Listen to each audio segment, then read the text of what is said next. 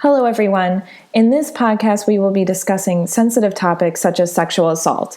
It's important to take care of yourself while listening. Some suggestions are listening while you're in a healthy headspace or knowing who you can reach out to if you become upset. Our 24/7 helpline for crisis calls based out of Central Florida is 407-500-HEAL. By contacting the national hotline at 1-800-656-4673, you can get support and learn about your local resources. There's always someone ready to help.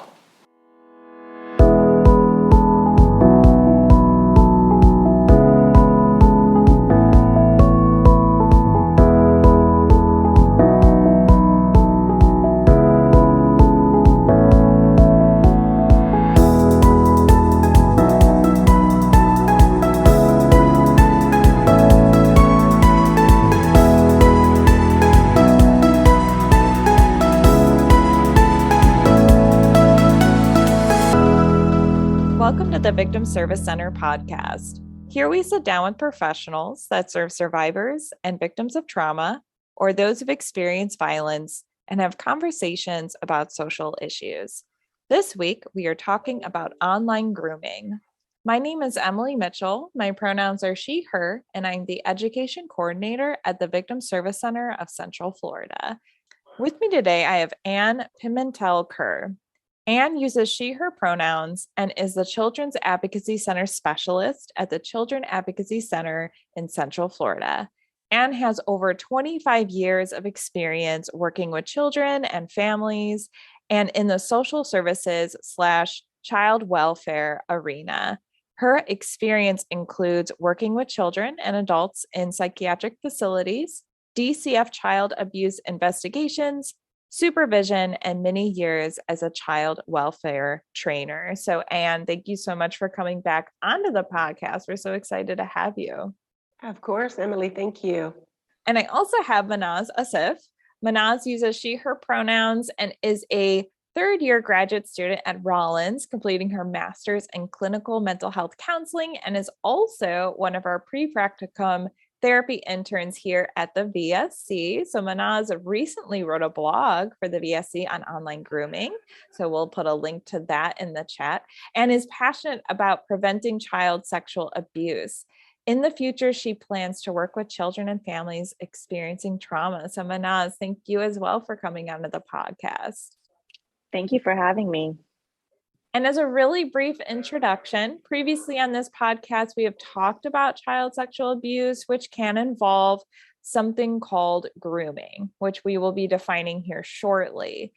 And grooming can take different forms, including virtually. And according to the National Society for the Prevention of Cruelty to Children, or the NSPCC, which is a nonprofit in the UK, there has been a 70% increase of virtual child sexual abuse within the last 3 years. So today we are going to talk about online grooming, what it can look like, and commonly used platforms.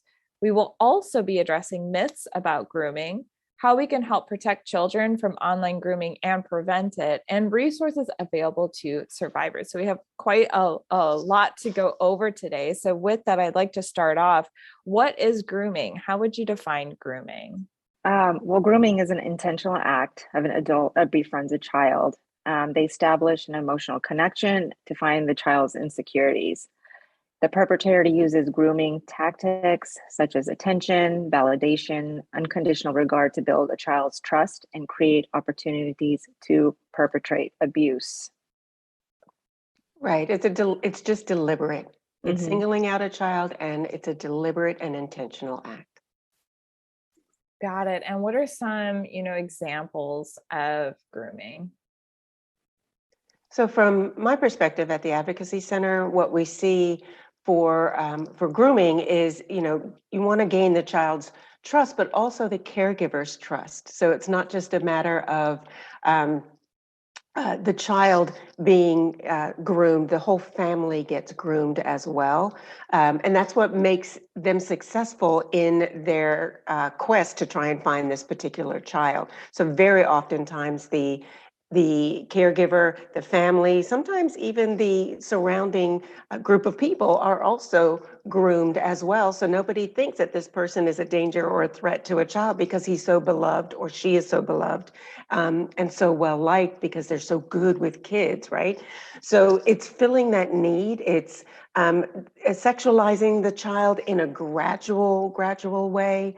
It's giving gifts or special attention, but it's done in such a fashion that other people might think, oh, that's sweet, or that's nice. He's just being very, or she is being very kind, because perpetrators, groomers, people who groom, it can be a trafficking situation. However, it's not obviously not just for that, but they are looking to fill a void or fill a need in a child, and sometimes within that family as well. So there's a lot of aspects of what grooming looks like. Yeah, I appreciate you already kind of breaking down those myths. And as far as it isn't just the child, or that it can be really gradual, it can also be, I know as well, a lot of times, most of the time, I think 90% of the time, the abuser is someone either known to the family or in the family. So it makes sense that it would be kind of maybe this kind of gradual thing that can be kind of difficult to see and pinpoint. And also it makes sense that this grooming process can also involve the family being groomed in addition to the child, which we'll talk a little bit more as well. What about some concrete examples on the, online side, Mahnaz? So usually these perpetrators or offenders will contact the kids, or they'll speak through video chat, which is so common these days. And they usually use fake accounts. They use names and photos to befriend the child. And they appear like another child. They can appear like a modeling agent, a coach, a scout, even a famous influencer. And that's been so popular with the kids these days. And they pretend that they have the same interests to build rapport and establish friendship. And unfortunately, these predators, they're indifferent to race, ethnicity, or even gender. So pretty much any child is in danger. Yeah, absolutely. And I know that there's other forms too, where they maybe sexting can be involved as well. Have you seen that also being kind of used as a blackmail kind of tool? Oh, definitely. Definitely. They first start off with asking to share nudes, which is, sexting. And they take control over these photos and videos that are sent. And they use these photos with other people, or they use it to blackmail the victim. They first groom the child by making like the emotional connection, and afterward they begin the sexual conversation, and then it leads to texting, which is the sending of the naked photos. And they use that blackmail, saying, well, if you don't share any more photos or any more videos, I'll tell your parents, or I'll send it on the web where everybody can see it.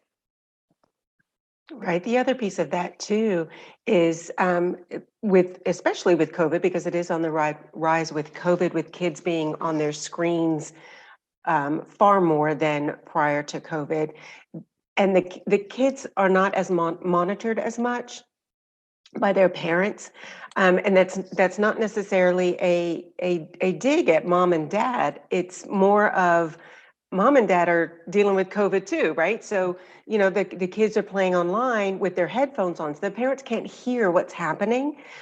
So sometimes it's a distraction for the parents to have the kids be online and be engaged in something, and the parents aren't aware of what's happening. And we cannot say strongly enough that parents really have to be aware of every game, every contact that the person has on the headphones, because if the parents can't hear it, they don't know what's happening. And if it is something that the child knows that the parents won't be happy with, they're of course not going to tell them. And then they get into trouble, just like Mahnaz said about the sexting, or if they sent a picture and they knew they weren't supposed to, and now they're having to send more because they were afraid mom and dad might find out. It gets so big that sometimes they do not know how to get out of a situation.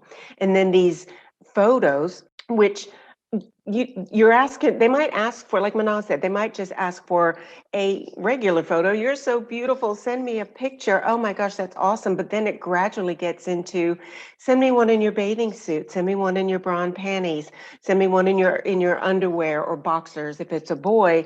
And then it continually, the clothing continuously is asked to be removed. And unfortunately, kids don't understand the concept of what perhaps pornography could look like and the legality of that. So they're sending nude photos with their face on it, and they might be asked to do something in a promiscuous position, which could then be considered child pornography. So it can get really touchy and really ugly for a child without them even knowing what's happening.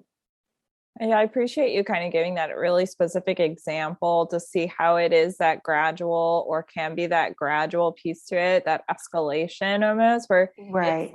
it's gradual, but then all of a sudden you may feel stuck in it because of this very quick escalation at the end.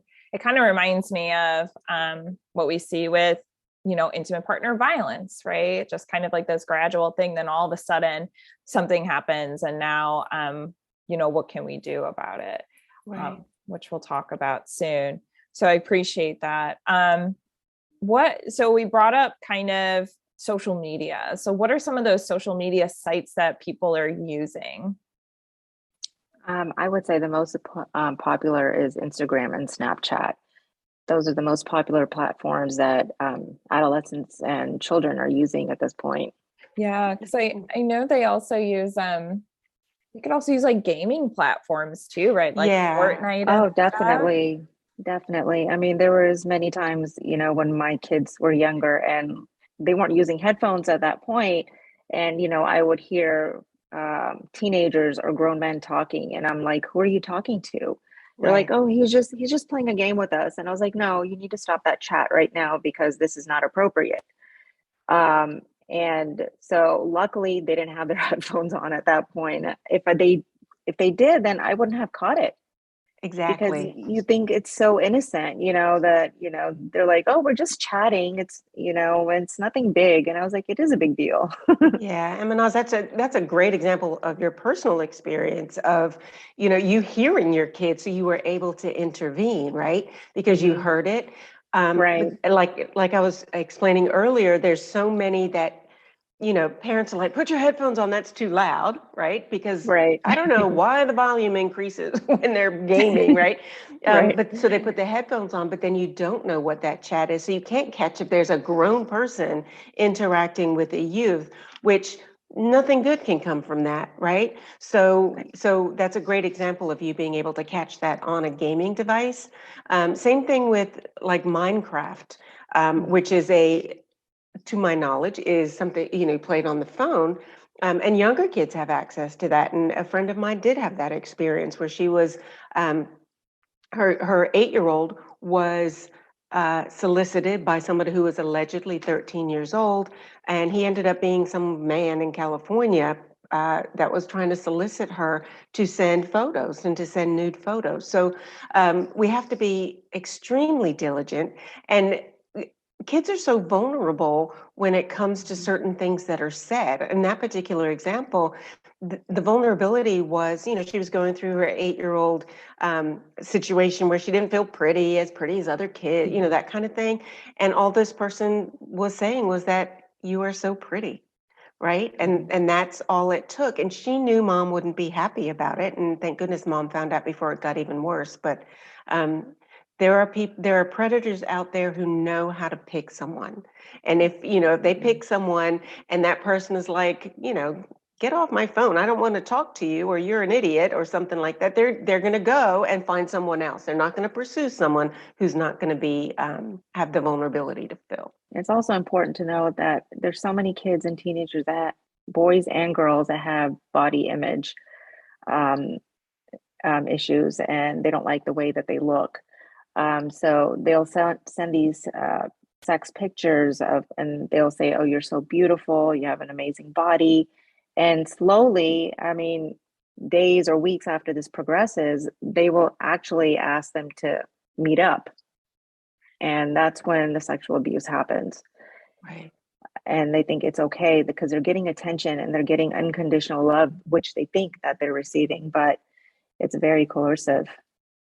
Absolutely.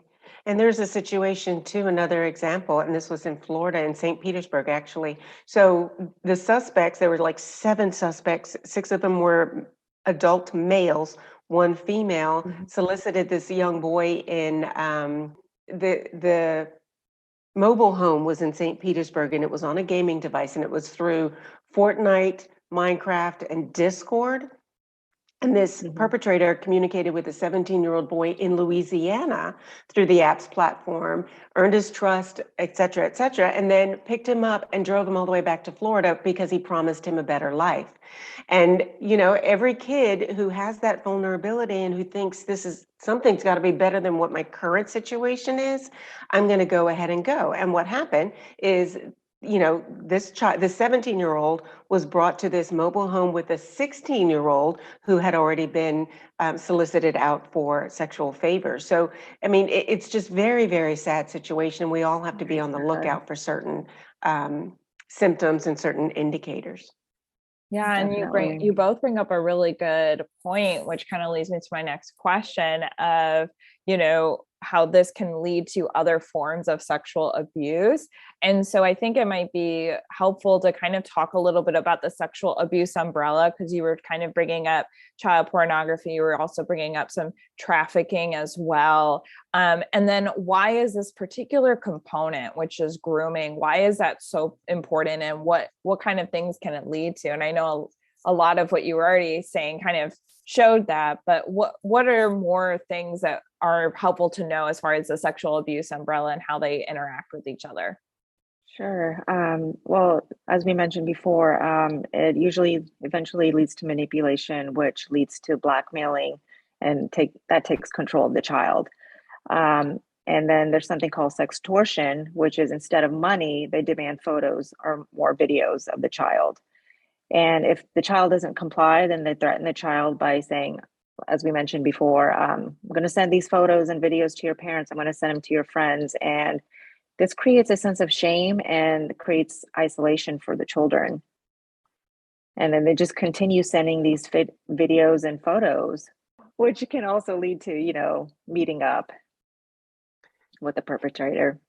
Right. And then, you know, when it comes to trafficking, you know, the concepts of grooming are very similar, if not the same, when it's grooming someone that you know, grooming someone for trafficking, grooming someone for, you know, any sexual abuse type situation. So when they're being groomed, obviously it's going to turn into something that we don't want any child to be involved with. We don't want them to be involved in any form of sexual exploitation, any form of sexual abuse. But the after effects of that is truly devastating to a child. I mean, it would be considered, of course, an adverse childhood experience. So then there you know, comes mental health issues potentially, right? Because they're extremely confused, and then there becomes healthy boundaries issues and healthy relationship issues, right? And then sometimes, and this is sad, sometimes the parents don't even believe that this might have happened because they side with the perpetrator because, you know, he's so good or she's so good, there's no way he could have done it. And if you remember the Sandusky case back in many years ago, where Sandusky groomed all of Penn State.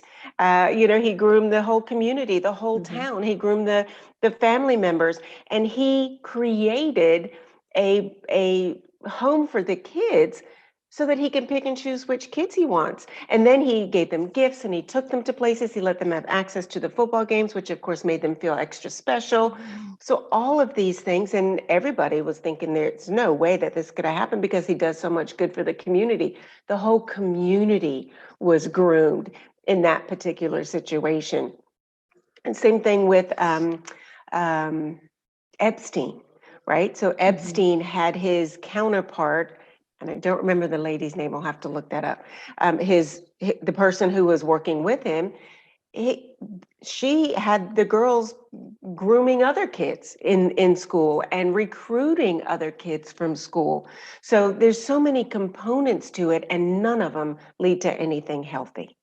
Yeah, and you're hitting on so many important points there, Anne and Mahnaz, which is kind of this myth that we were already kind of talking about, which is that only the children are the targets for grooming. And you had a great example of how you can groom a whole community, but how can parents and like caregivers be groomed? What does that really look like?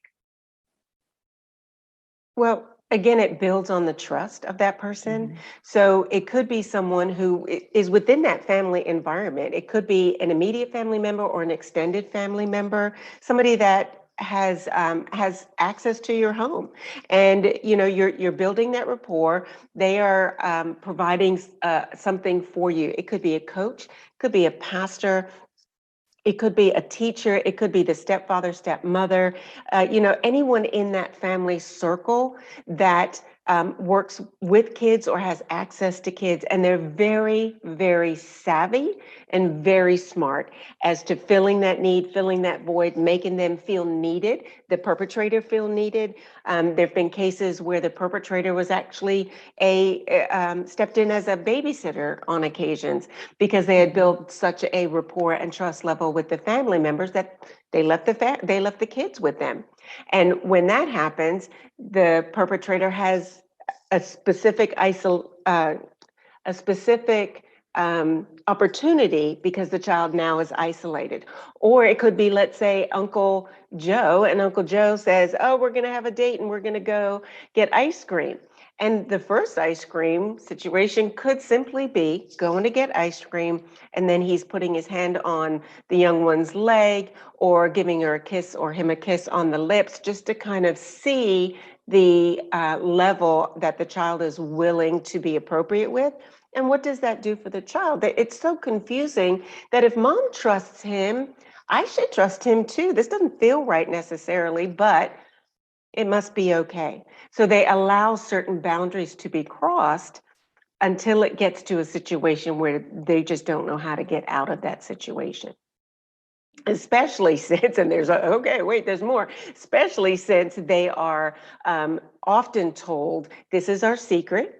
This is you and me. This is our secret. Don't tell anybody. Make sure you don't say anything because you don't want, you want to make sure that I can see you all the time, or we can continue to have our dates, or the next time it could be bringing the child a puppy or bringing the child specific gifts that the parents can't even afford. So the parents are like, wow, this is pretty cool. The parents aren't cluing in that it's for an ulterior motive. That's such an important point, and I think that you also brought up the fact that abusers and groomers can be family friends. Are they usually strangers, or is that a myth as well? That's really a myth. And Mahnaz, you can touch on this too. That's really a myth. Can it happen? Yes, of course it can happen. Can a child get abducted? Of course that can happen as well, but it's few and far between. Typically, like you said earlier, Emily, 90% of kids who are groomed or kids who are sexually abused are family friends, people who the family knows. So how critical is that, right? And very few kids during the grooming process obviously understand that they don't know what grooming is. They just think this is really cool. And then if it's broken off, the kids don't get it. They don't understand that, well, he's being really nice to me. Why are you breaking this relationship off? So it's so critical for parents and caregivers to understand the indicators and kind of the timeline of grooming, because it's not easy to pinpoint that it's a grooming scenario versus somebody who really has truly good intentions with my kid. Exactly. Very well said, Anne. As before, they develop that trust with the parents and that emotional connection with the parents also, which makes it so much easier, especially when the parents are both very busy with work and other activities. They have to rely on other people to help take care of their children, to take them to practice, to take them to other activities. And unfortunately, the parents are very oblivious to what's going on. It makes me Yeah. think of that one particular case of the Olympic coach, or he did the, do you know his name, Anne? I apologize. Nasser. Nasser, Yeah, yes, the Nasser case, where a lot of times it would be like isolating the child, but then the family would trust him completely, and Right. then even sometimes some of the sexual abuse actually happened in front of the parents as well. That's how manipulative he was, and Right. how pushing those boundaries as well, which I think that's another myth too, right? There's this idea that grooming is kind of like an easy thing to spot, but it can be kind of difficult, right? It can be difficult to identify. Yeah, absolutely. And Very much so. the Nasser case is another great example of the community being groomed, because he was the medical professional for the girls for so many years. And to my understanding, certain things had come up and they were pretty dismissed because, everyone trusted him. And, again, how confusing is that for the girls? Well, he's so well trusted, so what he's doing must be part of what his job is. And I don't particularly like it, but it must be what's right. So how confusing is that for, any youth who is touched, inappropriately at all? They're thinking, mom and dad love him. He wouldn't hurt me. So this must be okay. Right. So having, obvious conversations about personal boundaries and personal space, the no zone for little ones, and, the language that kids can understand. So it's just critical to kind of have it all out in the open as far as what's appropriate and what's not appropriate. Absolutely. Yeah. And kind of, and we'll talk more about like prevention, but this idea of, what's comfortable, what's not comfortable, and then children having a right to, voicing that and giving them that power to do so. But yes, I do want to kind of uplift what you said, that it can be extremely confusing for the child, when, yeah, like if the whole community is trusting this person, it makes a lot of sense that the people that he was working with and abusing, they think, oh, this is just part of, this medical intervention, even though I'm uncomfortable. And then it could just be really more complicated too with his rapport with everyone, that you'd be afraid that you wouldn't be believed. And then here we go, we're seeing that is kind of what happened. And I'm really glad that eventually that was not the case, that the survivors were believed. But I know that it really snowballed and affected so many people and so many families. It's really a heartbreaking case. If anyone listening has time and wants to learn more about it, I definitely encourage to learn more. I think that it is a very important case to talk about.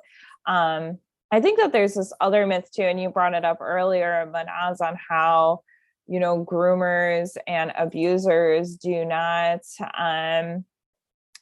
discriminate based on identity of the child. So, I hear a lot that like we think a lot that only girls are targeted for sexual abuse. So what would you say to someone who kind of thinks that way, that only girls are the ones who could be targeted for sexual abuse? I would say it's definitely incorrect. They don't, perpetrators, they don't discriminate. They, against gender, against race, against abilities. And unfortunately, they will target those that do have intellectual disabilities or any other disabilities because they're just easier to target, unfortunately.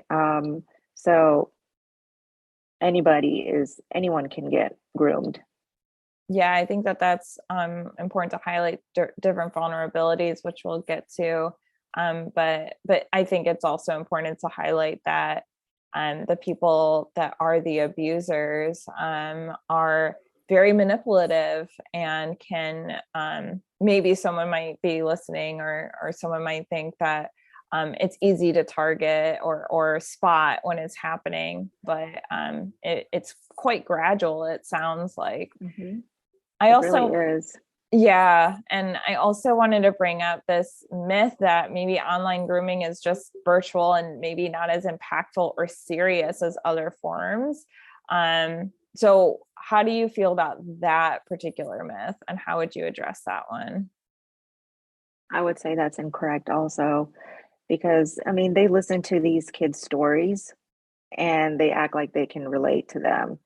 And, most of the kids, these days, bullying is such a common thing in schools now. And they listen to those stories and they're like, oh, I just found their vulnerability. So, they start talking to them and they start coercing them and they start saying, telling them everything that these kids want to hear. So it's just as damaging. Yeah, and I think another piece that it's important for us to emphasize is that there doesn't have to be a meetup for sexual abuse to happen. It can be done strictly online. There are victims of sexual abuse who have never met their perpetrator in person. So when it's done online and through the internet and they're so involved, it really could be a situation of, the sexting and the texting that we talked about. And the kids still feel that they are controlled and they don't know what to do, even though they haven't met the particular person. So online grooming, in a sense, is a little different because that's not necessarily grooming, the family, et cetera, like we talked about with in-person grooming. But it's so dangerous because the kids, they don't even necessarily know who the person is, because the person could be posing as a 13-year-old or 15-year-old. But really, when it comes down to it, they're a 50-year-old grown person who is manipulating and soliciting them to send, whether it be nude videos or nude pictures or whatever the situation might be. And of course, who understands that I haven't even met him? How can I be sexually abused? Or a parent might not even understand that concept, but there is a sexual abuse component as well, even though they haven't met the perpetrator. Yeah, I appreciate that, Anne and Mahnaz. I think that that's super important to highlight, that there could be very severe impacts, even if it's not in person, right? Sexual abuse absolutely can happen virtually. And I wanted to ask you, Anne, through your work with the Children's Advocacy Center, the CAC, have you actually seen an increase in online grooming cases due to COVID? You kind of mentioned how that might be the case with more children being online. Yes, I don't have the statistics on that because I would have to get the statistics from the Department of Children and Families. But we do know that online has increased, as well as critical cases of just abuse and neglect across the board. So the hospitals are seeing more critical and serious cases that involved abuse and neglect versus the ones that don't rise to the critical level, which means that they're going to the hospital. So there has been an increase and of more detrimental abuse. Wow, I think we've seen that with domestic violence in general. Right. Mm-hmm. And then I know other things have increased as well during this time. I think that it'd be also really important to kind of talk about the impact that sexual abuse can have on an individual. So, Anne, what are some of those impacts? There are numerous impacts. So there's an economic impact, of course, right? So if a child is sexually abused, their mental health there's a concern for their mental health, right? So then we've got therapeutic costs. Oftentimes, kids who have been sexually abused, they are using drugs and alcohol to try and escape from feelings that they have, right? So if they're using drugs and alcohol, that can often lead to delinquency. Where does that go? So if they're in the juvenile system, there's a cost to that. If they're in the juvenile system, there's other costs associated with that as far as therapy and treatment. And then, heaven forbid, that doesn't the therapy and treatment isn't successful, then there's, prison, because they are moving into a different situation that they can't handle. So it's critical for kids who have been sexually abused to get trauma-focused healing, which we do provide that at the Healing Tree, but it's got to be somebody who is trauma informed as to how they proceed with that particular type of therapy.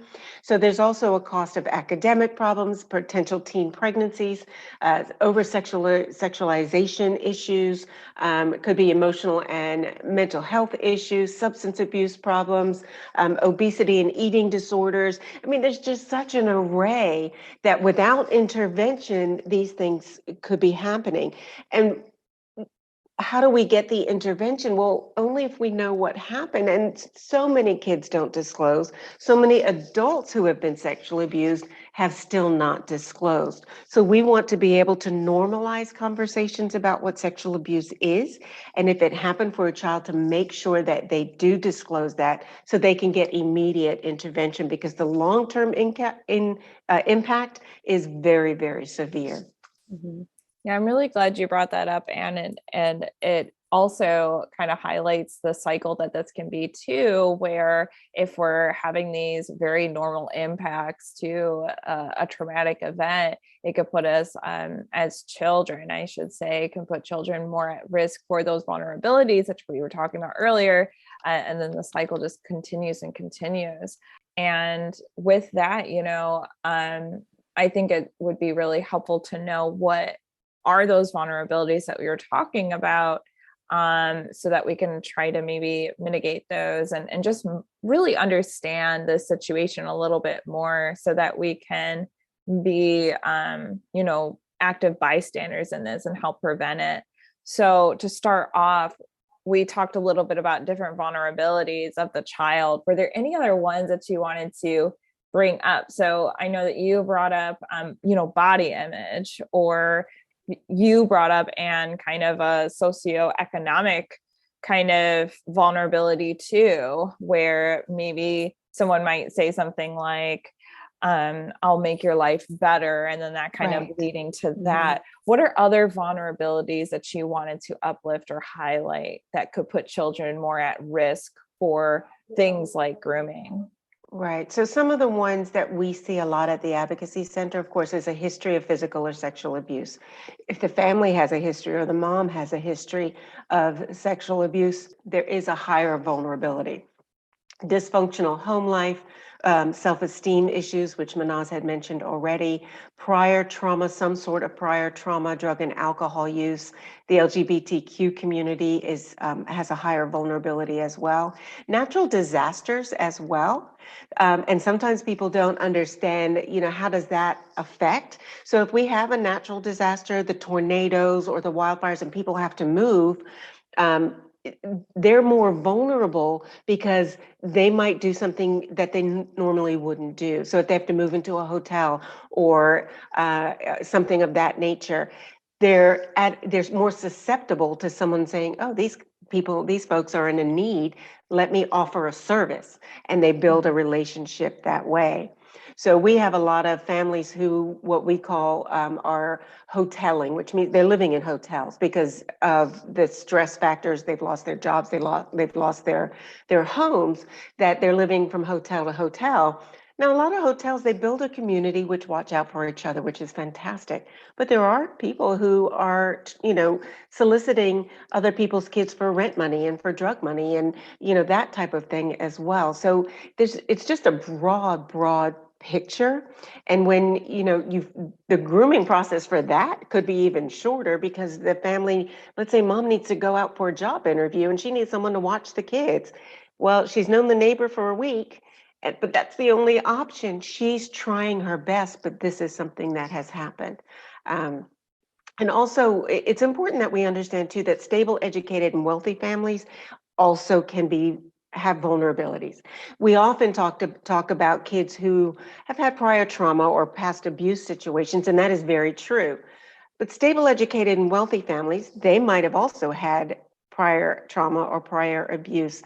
And oftentimes people think, oh, he's a lawyer, she's a doctor, and nothing can be happening in that family. And that is a huge myth. That is putting kids at increased vulnerabilities by not thinking anything could happen to them in the first place, because it absolutely can happen.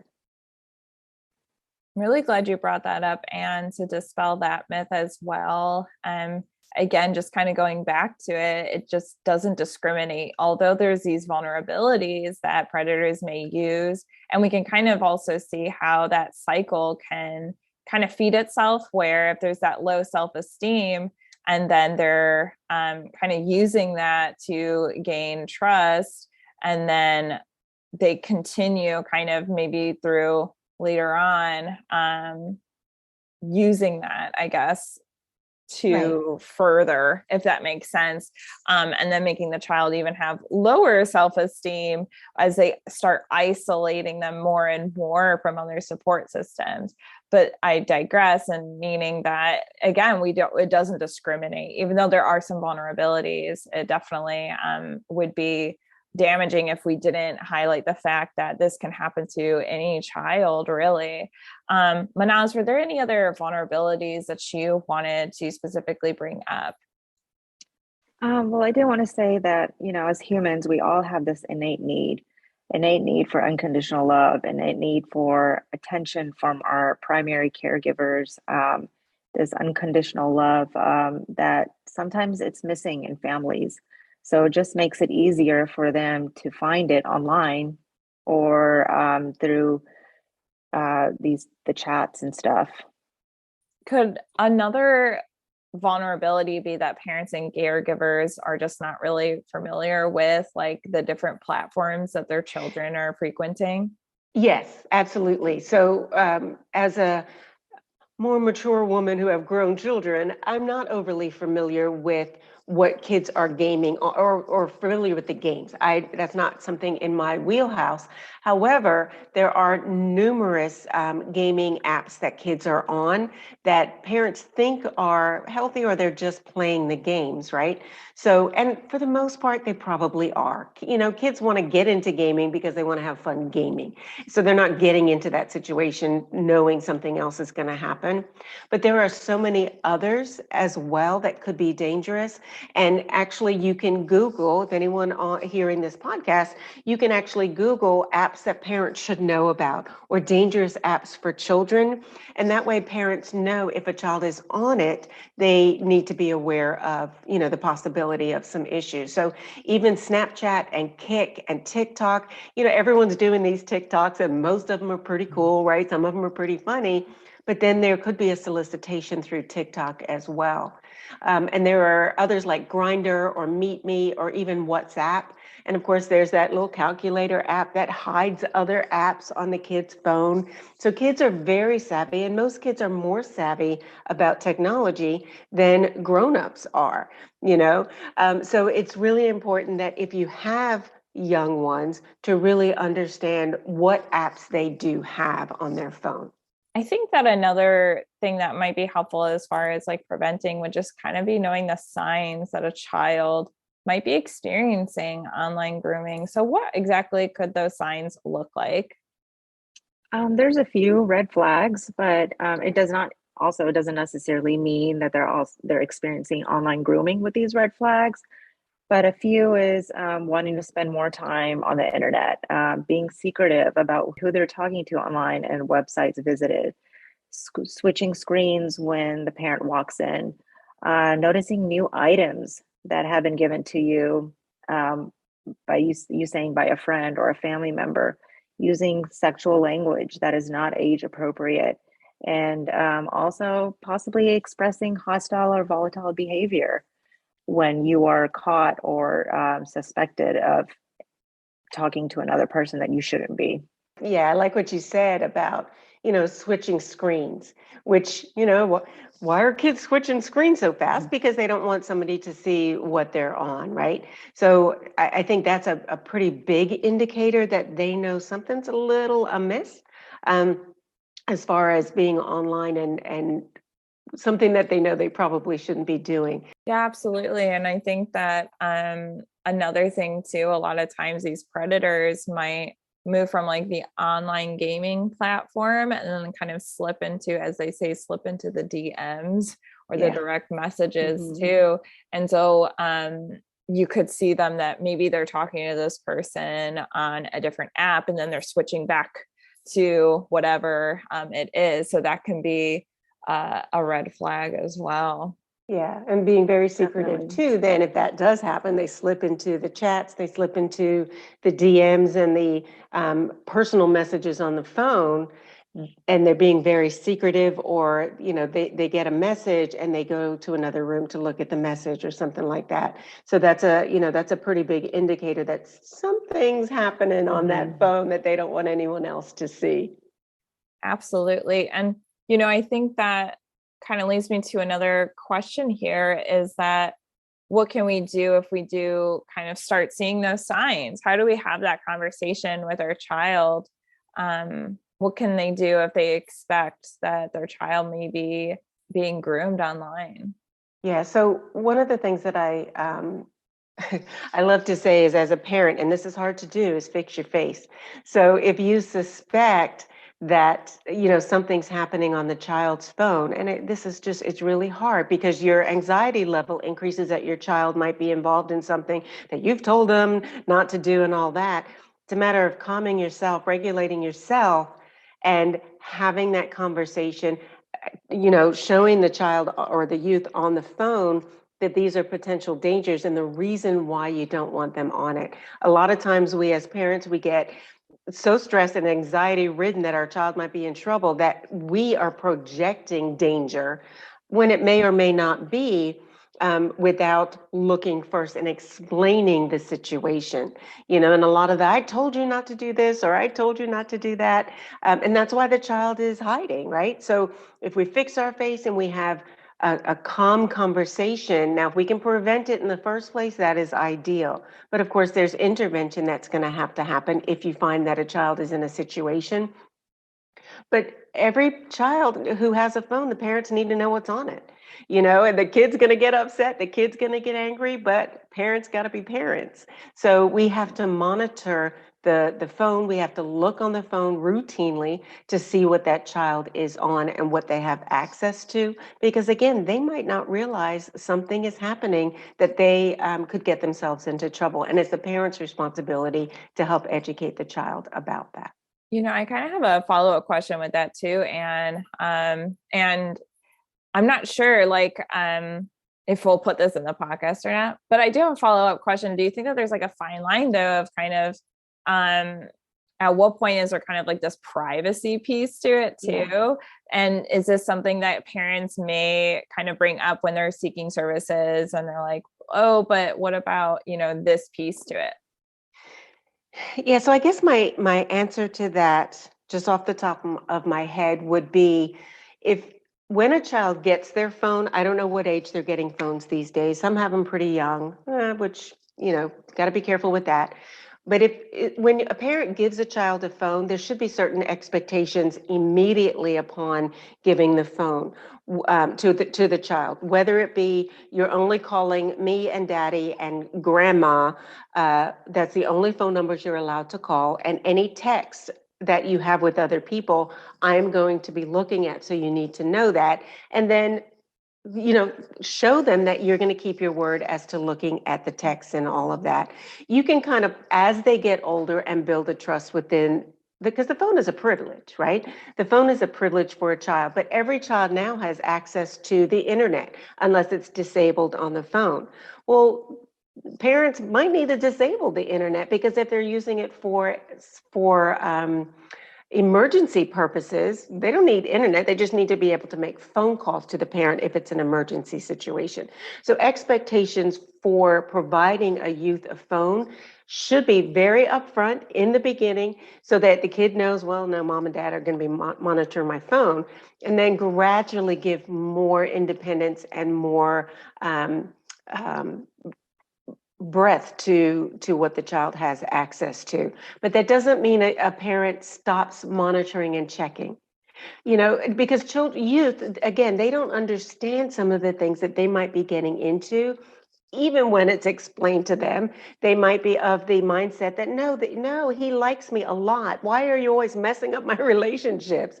When in fact, a parent might identify something in the chat or whatever the case is and say, this is not a healthy relationship, and this is why this is not healthy. So, just to summarize, parents really need to know what's happening on a child's phone. It's a protection measure for the youth, and that's a parent's role, is to protect their children and educate them on certain dangers. I appreciate you bringing that up, Anna. And I think that would be the perfect time to start having conversations about what grooming can look like with your child and talking about, boundaries. And I also think that's such a great idea too, to have these ground rules from the get-go so that everyone's kind of on the same page and understanding, this is what, these are the expectations and this is why, and then kind of opening that conversation of child sexual abuse, really. And that just seems like a perfect segue. But can someone maybe reach out to the Children's Advocacy Center if they have like a question, they want to work with an advocate, like, hey, this is happening, what can I do? What are some of those services for children and for caregivers?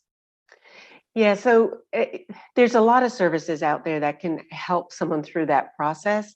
Now, with the Child Advocacy Center, we do have child advocates who are wonderful. So if a family does need them, once they contact us and meet certain criteria, of course, then an advocate can be assigned to the family. Now, with our child protection team and the healing tree, which is the therapeutic component, we do need to have, if there is an allegation of sexual abuse or any type of abuse, law enforcement does need to be involved, as well as the Department of Children and Families. So depending on the situation, but we can talk people through that process. So if there is a concern for us to get involved at the child protection team, for example, a forensic interview or medical evaluation, we do need either DCF or law enforcement to be involved in that, because it might rise to the level of a criminal act as well, right? So we want to make sure that all entities are represented there. Absolutely. And Mahnaz, I know that you wrote a blog about, online grooming, but I wanted to check in with you about, kind of what echoing what Anne was saying as far as what we as caregivers and parents can do to help protect children from online grooming. Yeah, of course. To have open conversation with the children at the get-go. The kids need to know that they can trust you when they have some important news, and something that they don't feel comfortable with.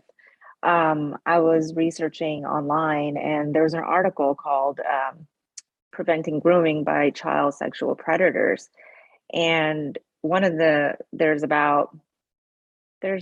5 important things that parents, caregivers, even teachers can talk to the kids about. Is let them know about a responsible adult is not going to ask a child to keep a secret. Children must know that they will not get in trouble if they tell you about the conversations they've had with another adult, and if they ask, and especially if they've been asked to keep a secret. Children should know that their parents, caregivers will support them no matter what. And the second one is listen. That is so paramount is that parents and caregivers, they need to listen to what these kids are saying. Listening carefully to the child, it shows that you love them and you respect them. You communicate by giving them the full attention, and you listen without judgment. Teach children to be assertive. Encourage children to voice their opinions about their likes and their dislikes. This will help them stand up for themselves and feel empowered. And children should know that it is okay to say no, that no is a word and it's a complete sentence, and it puts a boundary in place. And another important thing is teaching children consent, giving someone permission to do a certain activity or for something to happen. Such as like when you go to the doctor, you give consent to the doctor to perform a certain procedure. Relationships are the same thing, and you're able to deny consent. if you are not comfortable. Again, going by the word, saying no. And it's good to talk about consent and relationships early on with the kids, especially kids at such a young age, becoming more and more sexually active. And they should know about early age and consent and respect and romantic relationships. Also, talking to them openly encourages them to come to talk to you whenever they're concerned or confused about something. So those are all important things that need to have open conversations with your children about. Yeah, I love those. Those are great. The one I want to emphasize as well is that as parents, to really make sure that kids, with what you said, Mahnaz, about boundaries, allow them to decide if they want to give grandma and grandpa a hug or not. Mm-hmm. You know, we do a lot of forced affection with our kids, you know, when it's family time or, you know, extended family time. And what we're doing is really providing somebody who has bad intentions, we're providing them the opportunity to touch a child, perhaps in a way that the child doesn't want to be touched. Not every kid wants to hug everybody or wants to kiss everybody goodbye, right? So we need to allow them to, if they don't want to hug, that's okay, but at least give a wave or a fist bump or something like that.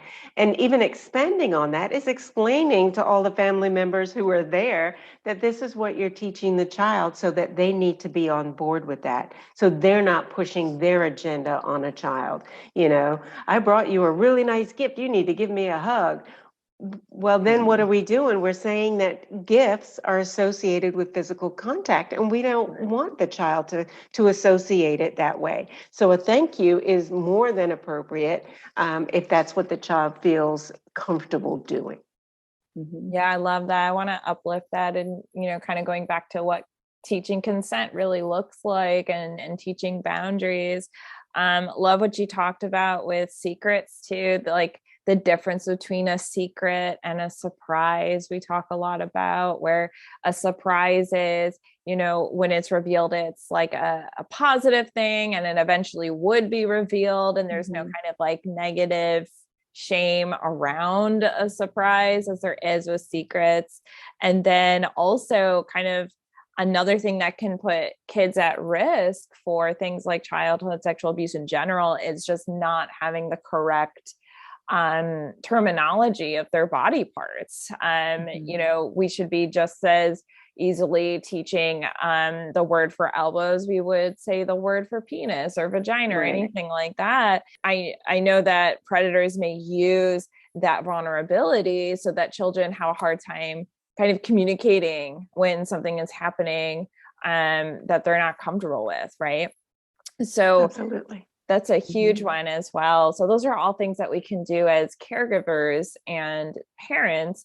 But what can we do actually as a society as a whole to help prevent online grooming? So the Children's Advocacy Center, we provide many trainings at no cost to the community. So remember I said earlier, prevention is the key, right? To prevent online grooming, to prevent sexual abuse or any abuse for that matter.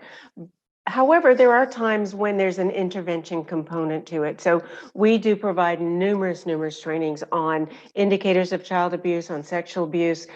One of the go-tos that we use a lot is the Darkness to Light Stewards of Children training, which is prevention. It's all about prevention, and we do charge that. That is at no cost to the participant because we absorb that cost. And there's 5 steps to prevention. And what exactly are those 5 steps, Anne, that you're talking about? So the 5 steps are learning the facts, minimizing opportunity, talking about it, recognizing the signs, and of course, reacting responsibly if there is a disclosure. So all of these steps we talk a lot about them. We do a lot of prevention, intervention, and what to do so that you know what to do. Oh, that's great. Yeah, I think this is coming directly from Darkness to Light. So Correct. I'm on the website right now, which is d2l.org. Right. And if you go on there, it looks like there's learn more too. So these are really great steps. And I love that they have the react responsibly piece to it too, because of course disclosures happen. So I appreciate that, Anne. Thank you so much. These are just trainings that we do provide in the community at no charge. So I just wanted to throw that out there. I appreciate that, Anne. And every training with Anne is like 10 stars. Amazing. It's amazing. So yeah, I've had the pleasure to co-facilitate, but also just join one of your trainings, and they're very great. Every time I go, I learn something new. So I appreciate all that you do and all that the Children's Advocacy Center does as well. Are there local centers for those who are listening outside of Central Florida that they can reach out to for like trainings and things like that? Do you know? I would say that there probably are. Off the top of my head, I'm not sure, but there are children's advocacy centers throughout Florida. Now with virtual trainings, we can do them for anybody who needs it, right? So we can do that, and they can just contact us. Now there are other entities as well who do provide trainings that are no doubt very good as well. I just don't know them off the top of my head. No problem. That's such a good point with the virtual piece that anyone can kind of tune in. So that's amazing. And, Mahnaz, I also wanted to ask you specifically what you think that we as a society can do to help prevent online grooming. I would say education is key. As Anne was saying, these trainings, I mean, it would be nice if school principals will bring that into their schools and, inform the teachers, maybe have a meeting for all the parents and have a video presentation. Because a lot of parents, they really don't have any clue about what the kids are looking at online. No clue at all. So I think education. Definitely. And it kind of goes back to also, what Anne was saying earlier about normalizing conversations too, which is what we're trying to do on this platform, right? Normalizing these conversations.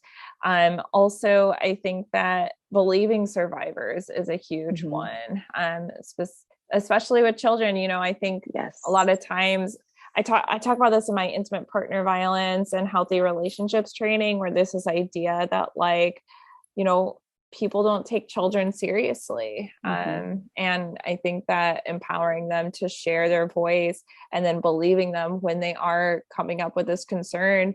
And of course, especially with these grooming situations where they're grooming the entire, city, as you were mentioning, Anne, or the community, I should say, or grooming the families, it's even more important that we understand that when a child is sharing that they're uncomfortable with something, that we do hear them, like you were saying, Mahnaz, of showing them that you are listening to them, that you care what they have to say, and you take them seriously. Absolutely. I think that is a kind of a great place to sign off. But before I do, is there anything else that you'd like to add that we may not have mentioned? Anything like that? Anything to survivors out there, maybe? That there is help out there. There is healing. There is hope. That we are so sorry that this happened to you, if it did, but there is hope and there is healing, and we encourage you to find that healing. Call Emily at the Victim Service Center or contact us at the Advocacy Center for resources and to get the intervention that you need, because you're not the only one.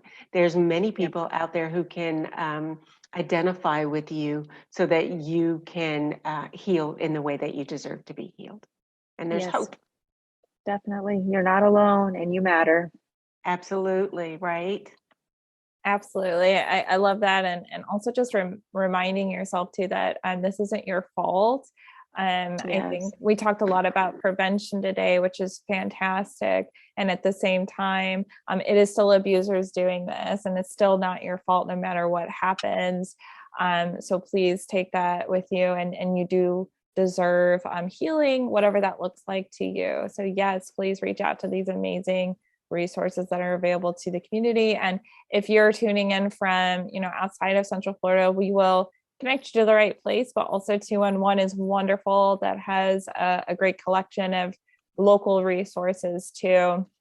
So I think that is a great place to sign off. So I just quickly want to thank the listener for listening to the Victim Service Center podcast, the VSC It's a nonprofit organization that provides free confidential counseling services for victims of any kind of trauma in Central Florida. To learn more about our services, please visit victimservicecenter.org. And to everyone listening, healing is not linear and you are not alone.